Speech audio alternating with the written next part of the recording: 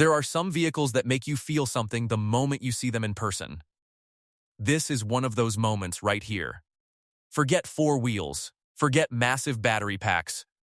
Forget everything you thought you knew about efficient transportation. 3 wheels, solar panels, over 400 miles of range, and a price tag that actually makes sense for real people. That combination should not exist. But it does. And it is sitting right in front of us today. The first thing that hits you when you walk in is how real everything looks now.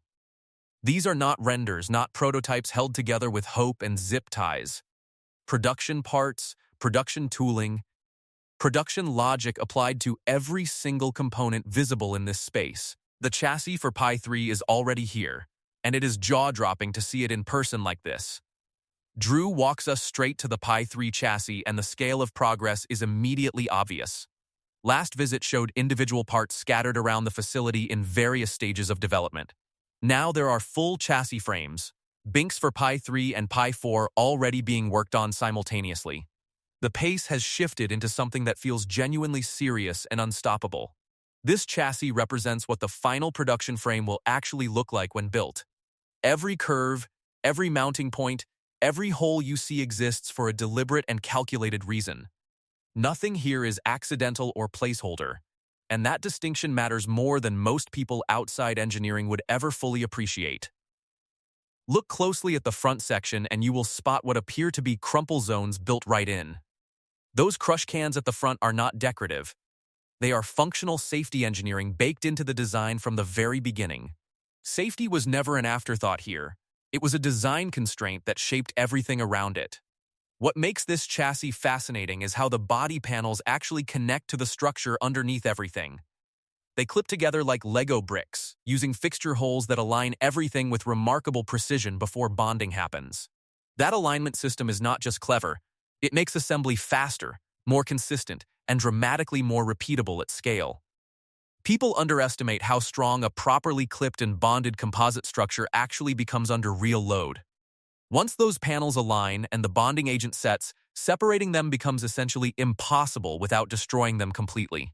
That combination of lightweight composites and precision alignment is what makes this whole approach so fundamentally different from traditional automotive manufacturing.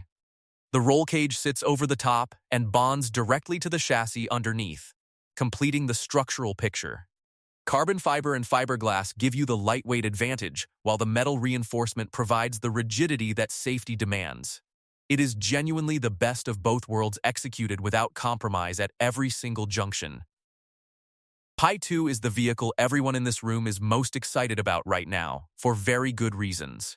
This is the performance build, the one that carries a full production 44 kilowatt-hour battery pack already installed and ready. That means range testing, efficiency testing, and track testing are all now possible with a vehicle that closely mirrors production spec. The Vitesco EMR3 motor is in there, the HVAC system fits perfectly, the 12-volt battery is surprisingly tiny and tucked away cleanly.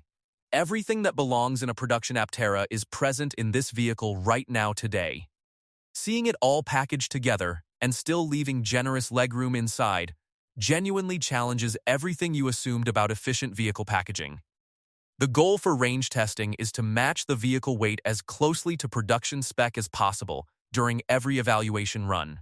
If interior components are missing, the team will literally add ballast weight to compensate and keep the data honest. That kind of testing discipline is what separates companies that guess their range numbers from companies that actually know them.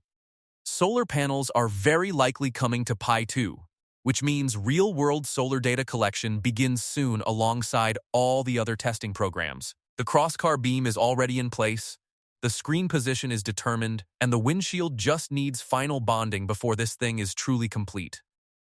Every visit reveals another layer of readiness that was not visible the last time around. The door thunk alone tells you something important about where this vehicle actually is in its development journey. That is a production sound, solid and deliberate, not the hollow rattle you hear from early-stage prototype doors on lesser programs. Small details like that communicate volumes about the confidence and maturity of everything happening inside this facility right now. The shocks are tucked deep inside the wheel wells, protected from road debris and weather in a way conventional suspension layouts simply cannot match. That placement is not accidental either.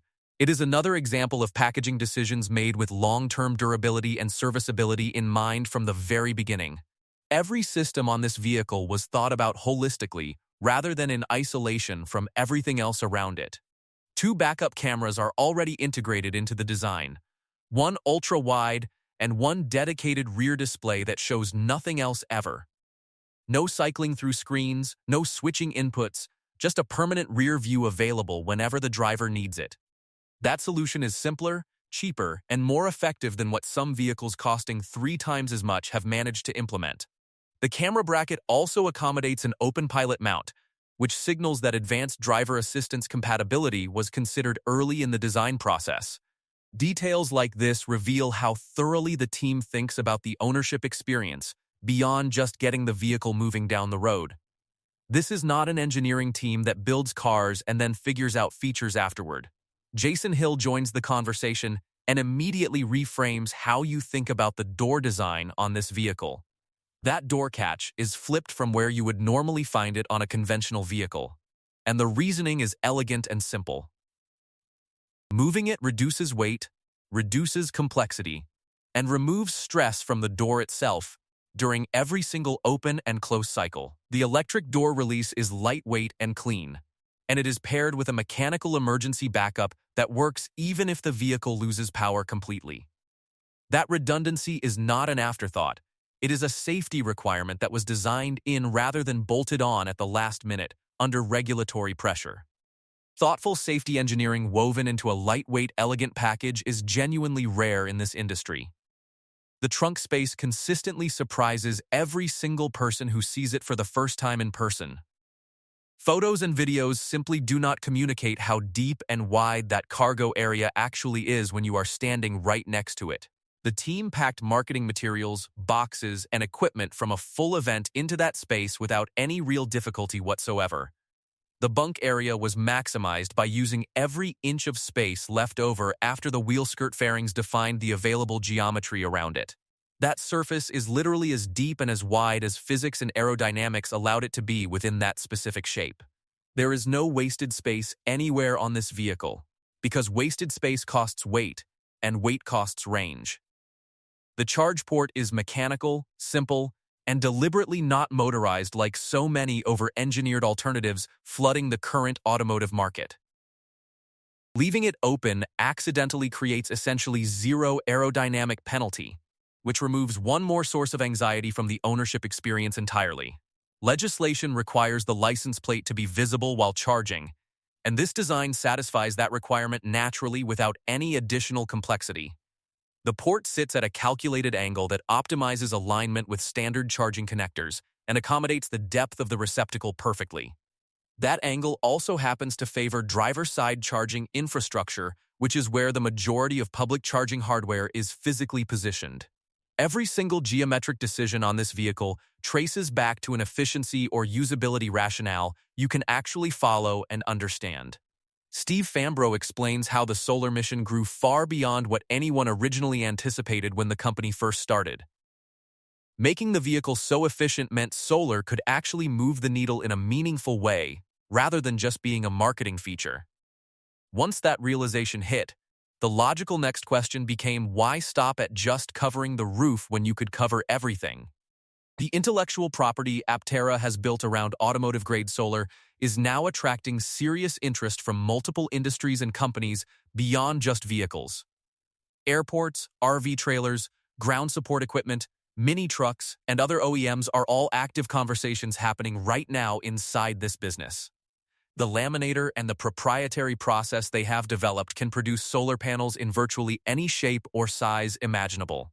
What makes their solar technology genuinely different from what Tesla or Lucid or anyone else has done is the flexibility and curvature capability of the glass itself. This is automotive-grade glass that is thin enough to flex slightly and conform to curves across multiple axes simultaneously. That physical capability unlocks applications that flat, rigid panels simply cannot serve, no matter how efficient the cells inside them become. The cost argument against solar is weakening fast as volume increases across multiple product lines and customer applications. Higher volumes drive better material pricing, and better material pricing makes solar viable in vehicle segments where it previously seemed economically impossible to justify. Aptera is already moving the needle for other customers right now. Not theoretically, not eventually, but actively today. The human factor conversation is what elevates this beyond just a hardware walkthrough into something more meaningful and lasting. 2 seats side by side is not just a packaging decision, it is a recognition that driving with someone should feel like being with that person rather than behind them. The average vehicle on the road carries 5 people, and 2 seats already beats that while keeping the vehicle narrow, light, and aerodynamically optimal. Road trips with a partner sitting beside you rather than behind you create a fundamentally different and better shared experience every single time. You can have a real conversation, see the same things at the same moment, and feel genuinely together rather than physically separated by the vehicle's layout. That human insight is baked into the Aptera design at a level most efficiency-focused vehicles completely ignore or deprioritize entirely. The surface area of this vehicle is not excessive, it is exactly right for maximizing solar collection while maintaining optimal seating position and occupant count. Making it smaller would reduce solar effectiveness. Making it larger would add weight and drag that undermine the efficiency gains you were chasing in the first place. The geometry of this vehicle is not a compromise. It is a solution that converged on the right answer from multiple directions simultaneously. 2 Apteras moving 4 people would consume less total energy than a single Model 3 carrying those same 4 passengers across the same distance. That comparison sounds almost absurd when you first hear it, but the math is completely straightforward when you run through the efficiency numbers honestly. This vehicle does not just change how you think about electric transportation. It changes how you think about transportation itself. The assembly process is tracking extremely well, with body panels doing exactly what they were designed to do, with no major surprises during the build sequence. Learning which steps to execute first, and in what order is an important output of these early builds that feeds directly into manufacturing planning. Every insight captured here reduces uncertainty and increases confidence in the production ramp that is now clearly approaching. The engineers have invested enormous effort into designing not just parts that can be manufactured, but an assembly sequence that can be executed efficiently at scale. Getting a tool into a tight space, confirming a fastener is accessible, verifying a seal lands correctly, all of that matters just as much as the part design itself.